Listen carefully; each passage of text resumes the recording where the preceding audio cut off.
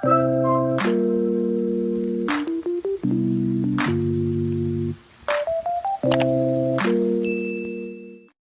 Friends, welcome to mission KVS. आज डिस्कस करने वाले हैं, करीबन 2-3 दिन हो गए हैं, तो थंबनेल देख के तो आप समझ ही गए होंगे कि हम किस टॉपिक के ऊपर डिस्कशन करने वाले हैं। Before I start the discussion, आपसे थोड़ी सी बात करनी है। वो इस चीज़ को लेकर है कि जो हमारा कंटेंट लेट हो रहे हैं, उसके पीछे एक बहुत बड़ा रीज़न है। वो रीज़न है मेरी आइज़ को लेकर। जो मेरी आइज़ है वो ज़्यादा ठीक नहीं है इस समय, मतलब आँखों की हालत बहुत ज़्यादा ख़राब है और स्क्रीन देखने में बहुत दिक्कत आ रही है, रेड हो जा रही है बिल्कुल। इसका रीज़न यही है, ये जब मैं पहले पढ़ाता था तो मेरा जो स्क्रीन था वो टूटा हुआ था, तो उससे मेरी आँखें बहुत डैमेज हो गई थी। तो अभी मेरे को काफ़ी दिक्कत होती है स्क्रीन पे काम करने में। तो बहुत धीरे धीरे काम कर पा रहा हूँ मैं, लेकिन वही ये इलाज चल रहा है आँखों का, और इसकी ज़्यादा से ज़्यादा केयर कर रहा हूँ आँखों की, ताकि कंटेंट डेली दे पाऊँ। और आँखों को लेकर इन शॉर्ट बहुत ज़्यादा परेशान, और इसी के चक्कर में सर दर्द और तबीयत ख़राब बहुत ज़्यादा है। खैर, ये एक चीज़ है, ये एक वो है, बता रहा हूँ मैं कि किस वजह से मेरी वीडियोस लेट हो रही हैं। यही एक रीज़न है। कंटेंट मैंने काफ़ी रेडी कर रखा है टाइप करके, लेकिन बस वही है कि अगर आप स्क्रीन फेस ना कर पाओ just because of your eyes को बहुत हार्म होता है स्क्रीन से, तो सबको पता है, और मेरे फ़ोन से तो मुझे बहुत ज़्यादा। खैर, जितना भी है कोशिश यही है कि मेरी ज़्यादा लेके आऊँ। अब काफ़ी दिन हो गया था, मुझे लगा कि नहीं, अब कंटेंट देना ही देना है, तो बस दे रहा हूँ। और इसके बाद फिर दोबारा कंटेंट देने की कोशिश करूँगा। हल्का फुल्का गैप आएगा, उसको आप मैनेज कर देना प्लीज़। वैसे भी अपने पास टाइम है, बट थोड़ा सा मैं जब तक ठीक ना हो जाऊँ, कोशिश जारी है मेरी। आँखों के ऊपर काफ़ी केयर कर रहा हूँ, इलाज चल रहा है इसका, ठीक है। जो हम डिस्कस करने वाले हैं वो आज एक टॉपिक है, बहुत इंपॉर्टेंट है, जिसका थंबनेल आपने देखा होगा। इसको ढंग से समझते हैं। आपने इससे पहले टॉपिक बहुत जगह पढ़ा होगा, लेकिन आज इसको आप एक नए तरीके से पढ़ेंगे। और अगर आपको कोई डिटेल में कोई दिक्कत होती है तो आप कमेंट कर सकते हैं, गलत सही जो भी लगे। कमेंट बॉक्स आपके लिए हमेशा खुला रहेगा मिशन केवीएस पे, ठीक है। तो आज हमारा जो भारत देश है वो युवाओं से संबंधित देश है, जो युवाओं से संलग्न देश है। मतलब ऐसा देश है जहाँ पे युवाओं की जनसंख्या बहुत ज़्यादा है। युवा एक बहुत बड़ा योगदान निभाती है भारत में। लेकिन आजकल युवाओं की हालत कुछ इस तरह की है, ठीक है। युवा जो है उसकी हालत कुछ इस तरह की है, वो बेरोज़गारी के पत्थर पर लेटा हुआ है और उसको रोज़गार की तलाश है। बहुत सारे लोग ऐसे हैं, जैसे आप लोग हो, हम लोग तैयारी क्यों कर रहे हैं, आप लोग तैयारी क्यों कर रहे हो? क्योंकि हम लोगों को एक रोज़गार की तलाश है, एक रोज़गार हमें मिले। तो ऐसे में बेरोज़गारी, जैसे जैसे युवाओं की जनसंख्या हमारे देश में बढ़ रही है, तो बेरोज़गारी का जो स्तर है वो बढ़ता जा रहा है, लेवल जो है वो बढ़ता जा रहा है। ऐसे में सोचना पड़ता है कि भाई इस बेरोज़गारी को कैसे कम किया जाए। और इसी बेरोज़गारी को कम करने के लिए गवर्नमेंट जो होती है वो एम्प्लॉयमेंट पॉलिसीज यानी रोज़गार नीतियाँ बनाती है। और यही हमारा आज का एक टॉपिक है, रोज़गार नीतियाँ। जो आपके जो यूनिट है ना, पब्लिक प्लेसेस एंड इंस्टीट्यूशन वाला जो यूनिट चल रहा था, उसमें एक टॉपिक है रोज़गार नीतियाँ यानी एम्प्लॉयमेंट प्लान्स या पॉलिसी, ठीक है। स्टेट गवर्नमेंट, सेंट्रल गवर्नमेंट किस तरीके से इस बेरोज़गारी का जो स्तर है, ये बढ़ रहा स्तर है, इसको कैसे कम करने की कोशिश करती है इन एम्प्लॉयमेंट पॉलिसीज़ के चक्कर में। तो पहले हम सेंट्रल लेवल की जितनी भी पॉलिसीज़ है बेसिकली उनको पढ़ेंगे, और फिर अपना जो स्टेट राजस्थान है उसमें किस किस टाइप की पॉलिसीज़ को लाया गया है उसके बारे में डिस्कस करेंगे, और हमारा टॉपिक खत्म हो जाएगा। ये वीडियो पार्ट में रहेगी। पार्ट में इसलिए रहेगी क्योंकि एक साथ ज़्यादा देने पर होच पोच रहेगी, तो मैंने सेपरेट रखा है। सेंट्रल वाले को सेपरेट, और स्टेट गवर्नमेंट यानी state government basically Rajasthan state government को सेपरेट। राजस्थान स्टेट गवर्नमेंट की एक वीडियो बनेगी जिसमें सिर्फ राजस्थान में जो पॉलिसीज़ अपनाई गई हैं उसको डिस्कस करेंगे। सेंट्रल वाली की 2 वीडियो रहेगी, तो ये पार्ट 1 रहेगा, इसको ज़रूर देखना, इसी से बेस बनेगा आगे के लिए, ठीक है। एम्प्लॉयमेंट प्रोग्राम्स या employment policies by central government of India, ठीक है। सबसे पहला है प्रोग्राम जो है स्किल इंडिया प्रोग्राम या कौशल भारत कार्यक्रम, 15 जुलाई 2015 को प्रधानमंत्री नरेंद्र मोदी द्वारा संचालित एक कार्यक्रम है, ठीक है। ये कार्यक्रम जितने भी आप लेटेस्ट में चलाए जा रहे कार्यक्रम है ना, जितने भी रोजगार नीतियाँ, वो सारी स्किलफुलनेस से जुड़ी हुई है, स्किल्स से जुड़ी हुई है, हमारे कौशल से जुड़ी हुई है। क्यों? क्योंकि आजकल ग्लोबलाइजेशन हो रहा है, तो आजकल स्किल्स को बहुत ज़्यादा मान्यता मिलती है। तो हर जगह स्किल को बहुत ज़्यादा सर्टिफिकेशन, ऐसा सर्टिफिकेशन प्रोग्राम चलाया जाता है जिससे एक व्यक्ति, एक बेरोजगार युवा स्किल प्राप्त करके कुछ रोजगार प्राप्ति कर सके, आजीविका यानी लाइवलीहुड का एक उसको साधन मिल जाए, ठीक है। तो सबसे पहला जो प्रोग्राम है वो स्किल इंडिया प्रोग्राम कौशल भारत कार्यक्रम 15 जुलाई 2015, डेट याद रखेंगे, इंपॉर्टेंट है। क्यों शुरू किया गया है इस प्रोग्राम को, इसके पीछे की कहानी, एक स्टोरी है, उसको पढ़ेंगे, ठीक है। स्किल इंडिया प्रोग्राम का लोगो ये है, और उसका जो मेन टैगलाइन है वो है कुशल भारत या कौशल भारत कुशल भारत, ओके, ध्यान रखेंगे इस चीज़ को। On July 15, 2015, prime minister Narendra Modi launch the Kushal Bharat program on the occasion of the first world youth skill day. पहला विश्व कौशल युवा दिवस 15 जुलाई 2015 को मनाया गया था, ये डेट याद रखना। और इसी दिन हमारे माननीय प्रधानमंत्री नरेंद्र मोदी जी ने स्किल इंडिया यानी कौशल भारत प्रोग्राम को लॉन्च किया, इसका शुभारंभ किया। मिनिस्ट्री किस मंत्रालय के अंदर आता है ये कौशल भारत कार्यक्रम? ये स्किल डेवलपमेंट एंड एंटरप्रेन्योरशिप जो मिनिस्ट्री है उसके अंदर आता है, यानी कौशल विकास और उद्यमिता मंत्रालय के अंतर्गत ये आता है। इसका मुख्य लक्ष्य यानी एम था भारत को बड़ी संख्या में कौशल प्रशिक्षण उपलब्ध कराकर विश्व में मानव संसाधन की राजधानी बनाना। यानी एक जो मैन पावर है ना उसको बढ़ाना, इंक्रीज करना, और भारत में जो कौशल है ना, स्किल्स हैं, उसकी इतनी ज़्यादा ट्रेनिंग देना युवाओं को कि एक स्किलफुल हब बन जाए भारत एक राजधानी बन जाए, ठीक है, एक कैपिटल बन जाए स्किलफुल पर्सन्स का, स्किलफुल पीपल का, जिनके पास स्किल्स हो कुछ काम करने की, ठीक है। लोग भारत की तरफ नज़र रखें इस चीज़ को लेकर कि यहाँ पे स्किलफुल युवा बहुत ज़्यादा है। इस चीज़ का इसका एक एम था, लक्ष्य था। और इसका एक टारगेट है कि train over 40 crore people in India in different skill by 2022 तक अलग अलग स्किल्स में इंडिया के 40 करोड़ पीपल यानी युवाओं को कुशल बना देना है या फिर स्किलफुल बना देना है, ये इसका एक टारगेट है, ठीक है। ये था हमारा स्किल इंडिया प्रोग्राम। इस स्किल इंडिया प्रोग्राम के अंदर एक प्रोग्राम्स भी यानी प्रोग्राम्स भी इसके साथ साथ मतलब जो इसके अंडर प्रोग्राम बहुत सारे सब प्रोग्राम्स कह सकते हैं, सब प्रोग्राम वो भी चलाए गए, ठीक है। वो क्या क्या थे वो देखेंगे, ठीक है। वेरियस इनिशिएटिव अंडर दिस कैंपेज, बहुत सारी पहल की गई इस कैंपेज के अंतर्गत, जिसमें से पहली है प्रधानमंत्री कौशल विकास योजना PMKVY। ये भी नरेंद्र मोदी जी द्वारा चलाई गई एक योजना है, ठीक है। लॉन्च कब हुई थी? 16 जुलाई 2015, एक दिन बाद।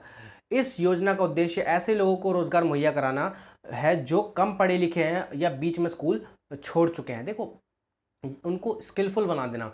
जो लोग बीच में स्कूल छोड़ चुके हैं उनको एक सर्टिफिकेशन प्रोग्राम में डालना, स्किलफुल सर्टिफिकेशन प्रोग्राम में डालना, फिर उनको पूरी स्किल सिखाना, उसकी ट्रेनिंग देना, लास्ट में उनका एग्जामिनेशन लेना, उनको सर्टिफिकेट मुहैया कराना जिसके बिहाफ पर वो जॉब ले सकते हैं।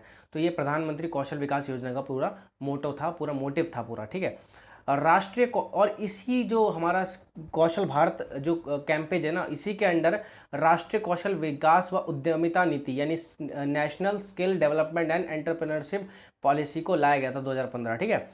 केंद्र सरकार द्वारा जुलाई 2015 को इसे जारी किया गया था, सेंट्रल गवर्नमेंट ने जारी किया था, ठीक है। मिनिस्ट्री किस मिनिस्ट्री के अंदर थी? स्किल डेवलपमेंट एंड एंटरप्रेन्योरशिप यानी कौशल विकास और उद्यमिता जो वो है हमारा मंत्रालय, उसके अंडर ये वाली हमारी जो पॉलिसी है वो लेकर आई गई थी, ठीक है।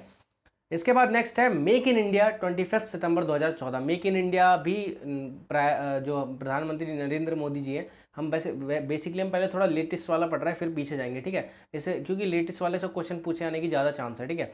तो मेक इन इंडिया प्रोग्राम जो है वो 25 सितंबर 2014 को लाया गया। इसके पीछे एक रीज़न था कि भारत बहुत पिछड़ चुका था स्किलफुल मामले में, तो उसको स्किल के मामले में और जो इंडस्ट्री के मामले में, इंडस्ट्रियल मैन्युफैक्चरिंग के मामले में या विनिर्माण उद्योग के मामले में पिछड़ रहा था भारत, तो उसको ऊपर उठाने के लिए और जो हमारी GDP रेट है उसमें 25% की इसकी बढ़ोतरी, उस चक्कर में इसको प्रोग्राम को लाया गया। इसके कुछ एम रखे गए कि भाई इतनी जॉब जनरेट होगी, जिसके बारे में हम आगे पढ़ेंगे। ये उसका लोगो है, शेर है, इसके अंदर जो मशीन्स है देख सकते हो आप, जूम कर दूँ तो इसके अंदर मशीन्स और लिखा है मेक इन इंडिया। आपने ये लोगो देखा होगा, आजकल बहुत ट्रेंड में चलता है ये सब, ठीक है। जो स्किलफुल प्रोग्राम्स में भाग लेते हैं उनके लिए बहुत अच्छा मौका है, लोग यहाँ पे स्किल सीख कर रोज़गार प्राप्त कर सकते हैं। सरकारी जॉब तो आजकल निकलती कम है, लीक ज़्यादा होती है, तो स्किल सीख जाओ। मैं खुद सजेशन दूंगा कि कोई ना कोई आपको स्किल आनी चाहिए पढ़ाई के साथ भी, ठीक है, ताकि आप अपना रोज़गार चला सको। वैसे तो अपने ऊपर कॉन्फिडेंस रखना चाहिए इतना कि आप कोई भी एग्ज़ाम क्रैक कर दो, बट एक एडिशनल स्किल होता है, एक बैकअप प्लान, वो आपके पास हमेशा रेडी होना चाहिए।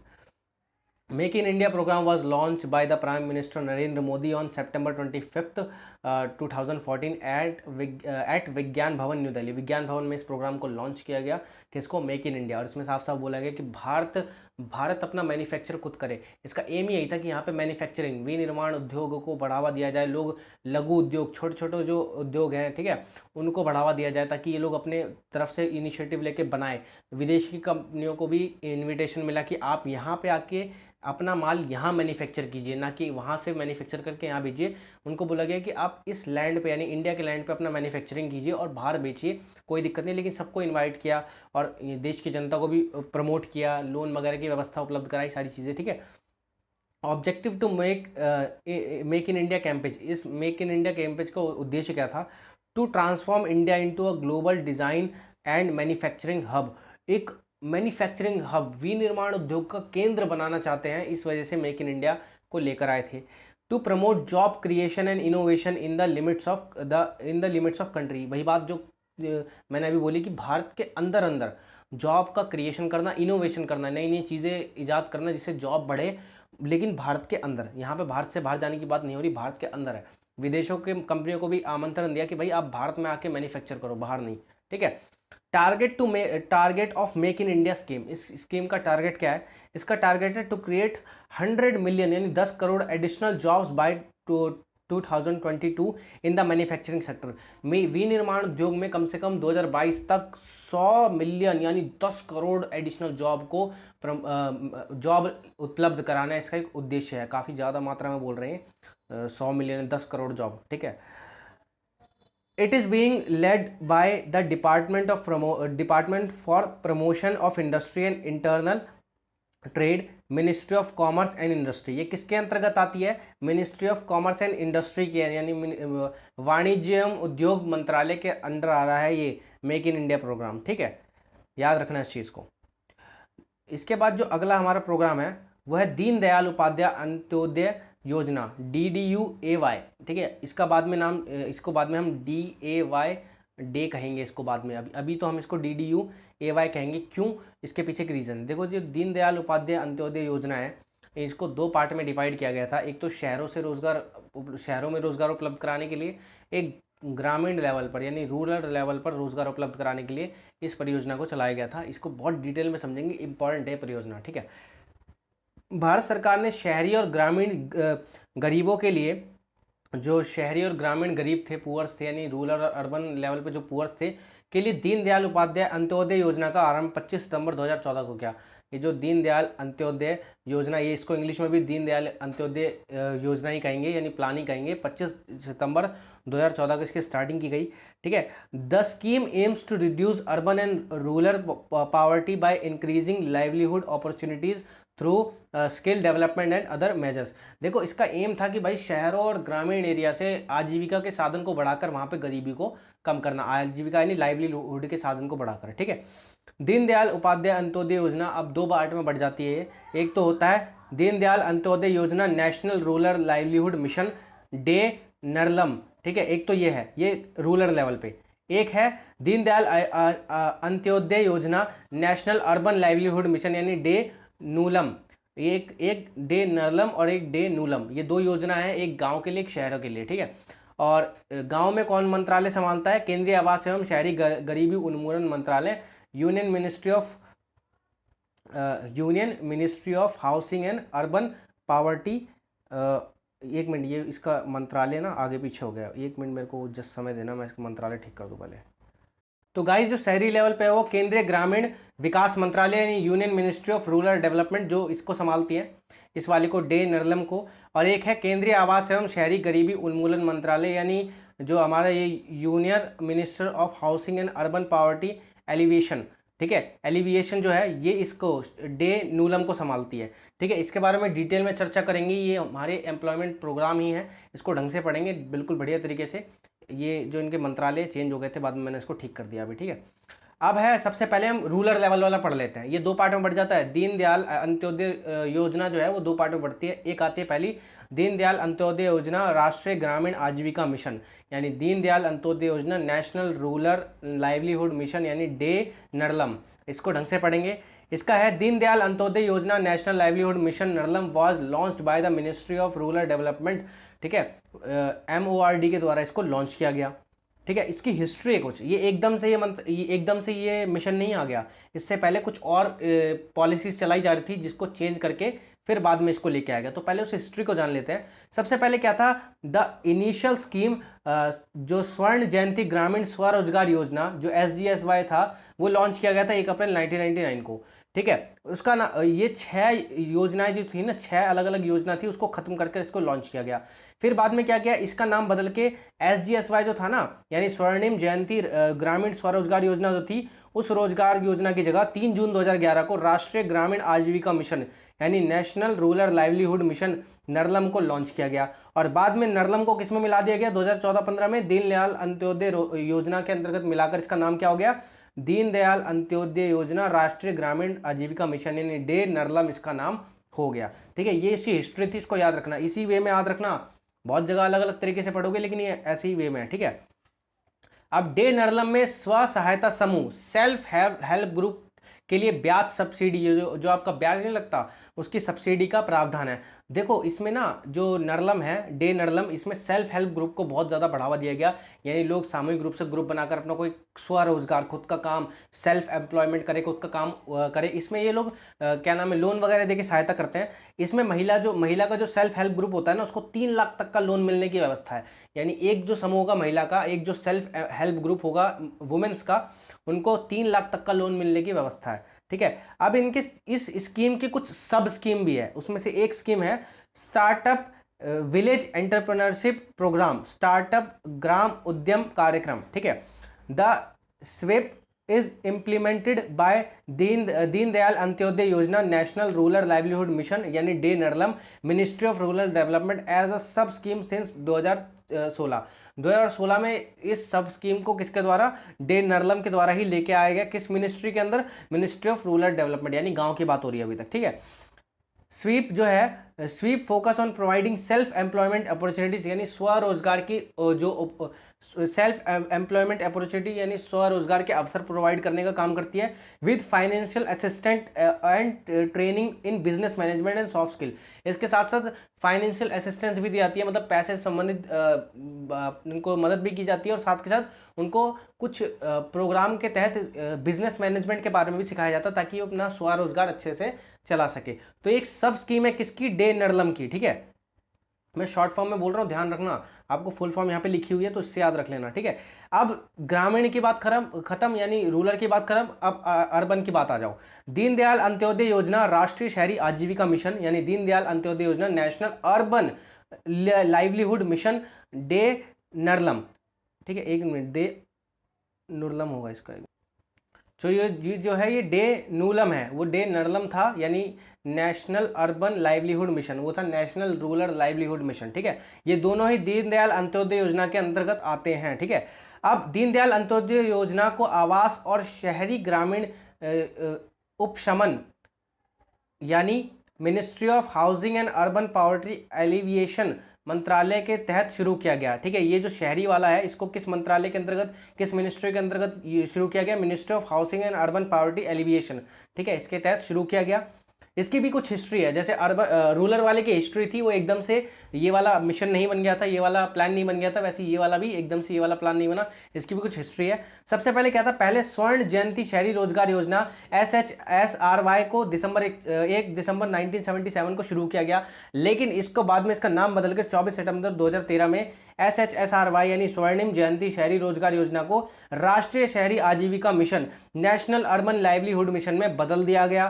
ठीक है, और उसके बाद 19 फरवरी 2016 को नूलम जो है उसका नाम बदलकर कर दिया गया दीनदयाल अंत्योदय राष्ट्रीय शहरी आजीविका मिशन यानी डे नूलम कर दिया गया। ये इसकी हिस्ट्री थी। अब इसका भी वही काम है कि भाई शहरी वो क्या काम करती थी, ग्रामीण लेवल पे लोन वगैरह उपलब्ध कराना 3 लाख के आसपास, ये शहरी लेवल पे लोन वगैरह उपलब्ध कराना, शहरों से गरीबी को हटाना और लोगों के लिए रोजगार के अवसर उपलब्ध कराना, ट्रेनिंग सेंटर्स में लोगों को रोजगार ट्रेनिंग सेंटर में लोगों को एम्प्लॉयमेंट प्रोग्राम के बारे में समझाना, मैनेजमेंट स्किल, सॉफ्ट स्किल बताना, ये सारे इनके वो काम है। ठीक है, देश के सभी 4042 वैधानिक शहरों को कस्बों में विस्तृत यानी 4042 शहरों में फैला हुआ है। ठीक है, जो डे नूलम है वो नूलम के क्रियान्वयन के लिए स्टेट लेवल पर स्टेट अर्बन डेवलपमेंट एजेंसी को राज्य शहरी आजीविका mission state urban livelihood mission बनाया जा चुका है। देखो स्टेट लेवल पे पहले डेवलपमेंट के लिए क्या था, स्टेट लेवल पे डेवलपमेंट के लिए होता था state urban development agency, SUDA होता था, जिसको बदल के आप क्या कर दिया गया, राज्य शहरी आजीविका मिशन यानी स्टेट अर्बन लाइवलीहुड मिशन, ये नूलम के अंतर्गत किया गया। ठीक है, अब सेंटर और स्टेट का रेशियो कितना है पैसे का, इन्वेस्टमेंट का, वो है 60 और 40। सेंटर जो है वो 60% धन को संभालेगी और उसका योगदान देगी और 40% जो है वो स्टेट की तरफ से आएगा। ये पहले कुछ और होता था, 75-15 होता था, लेकिन बदल दिया गया। ठीक है, नोट, राजस्थान में के राज्य में जो वित्तीय वर्ष फाइनेंशियल ईयर था ना 2016-17, तब से डे नूलम का जो क्रियान्वयन एक्सक्यूजन जो है वो शुरू कर दिया गया पूरे राज्य में, सिविक बॉडी जितनी भी नगर निकायों में शुरू कर दिया गया। यानी राजस्थान जो स्टेट है वहाँ पे नूलम डे नूलम कब से शुरू हो गया, 2016-17 के वित्तीय वर्ष से यहाँ पे अच्छे से शुरू कर दिया गया है। तो आई होप आपको वीडियो पसंद आई होगी, तो लाइक शेयर सब्सक्राइब जरूर कीजिएगा। और एक चीज़ और बता दूं, जो डे नरलम था ना, जो नरलम था जो अपना पहले था क्या, पहले जो अपना था स्वर्ण जयंती ग्रामीण स्वरोजगार योजना, जो स्वर्ण जयंती ग्रामीण स्वरोजगार योजना थी ना, उसका नाम बदल के जब नेशनल रूरल लाइवलीहुड मिशन किया गया था ना, तो वो कहाँ पे किया गया था, वो किया गया था राजस्थान के बांसवाड़ा शहर से शुरू किया गया था। तो एक पॉइंट छूट गया था, इसको याद रख लेना, ठीक है। नरलम जो था सिर्फ नरलम, डे नरलम नहीं, सिर्फ जो नरलम था यानी नेशनल रूरल लाइवलीहुड मिशन जो था, वो 3 जून 2011 को जब बना था, वो कहाँ बना था, राजस्थान के बांसवाड़ा से शुरू किया गया था। तो एक पॉइंट याद रख लेना। तो आई होप आपको वीडियो पसंद आई होगी, तो लाइक शेयर सब्सक्राइब जरूर कीजिएगा। एक कोटेशन है मेरे द्वारा लिखी हुई कि जो ना टूटे बेड़िया तो पाँव काट लो, पैर वैसे भी ज़रूर नहीं ऊंची उड़ान भरने को। तो ये कुछ मोटिवेशनल राइटअप है जो मैं अक्सर लिखता रहता हूँ, लगा दिया मैंने सोचा कि सबको काम आएगा। तो ये थी हमारी आज की वीडियो का पार्ट 1। पार्ट 2 बहुत जल्दी डिस्कस करेंगे, तो इस पार्ट को अच्छे से देख लेना। अगर मैंने कोई मिस इंटरप्रेट कर दिया हो या कुछ गलत प्रोनाउंस कर दिया हो या गलत इन्फॉर्मेशन दे दी हो, तो प्लीज़ मुझको करेक्ट करना, ताकि और लोग भी आपके साथ साथ करेक्ट हो जाए, ठीक है। तो बस यही था आज का पार्ट 1। अब आप लाइक शेयर सब्सक्राइब कर सकते हैं और अपना सपोर्ट दिखा सकते हैं। और पेशेंस बनाने के लिए धन्यवाद। और बहुत जल्दी आपको बहुत सारा सामान तेज़ी से मिलेगा जैसे ही हेल्थ इशू ठीक होता है, ठीक है। तो वीडियो को देखने के लिए धन्यवाद। बाकी मज़े कीजिए, बाय।